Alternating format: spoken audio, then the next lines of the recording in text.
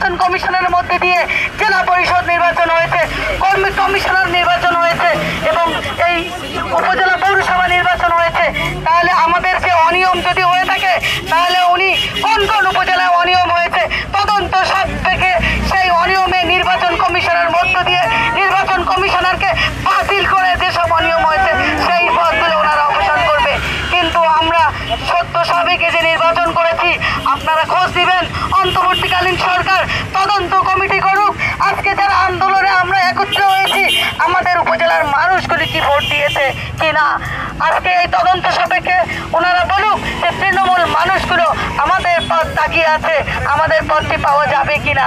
অর্থাৎ এই পদটি আমাদের স্বচ্ছভাবে নির্বাচিত হয়েছি, আমরা যারা একত্রিত হয়েছি, এখানে যারা অনিয়মভাবে যদি প্রকাশ ঘটে থাকে তাহলে নির্বাচনের কারণে আমাদের পদ অপসারণ কোনো উল্লেখযোগ্য ব্যাপার আমরা পাই নাই। আমাদের নির্বাচন যত স্বচ্ছ হয়েছে, ওনারা তদন্ত সাপেক্ষে কি করবে সেটা তখন করবে। কিন্তু 1 সেকেন্ডের সিদ্ধান্তে, 1 মিনিটের সিদ্ধান্তে 3 সিগারেটের স্বাক্ষরে 495টি উপজেলার এই 988 জনের পদ কিভাবে অপসারণ ঘটানো হলো। ধন্যবাদ।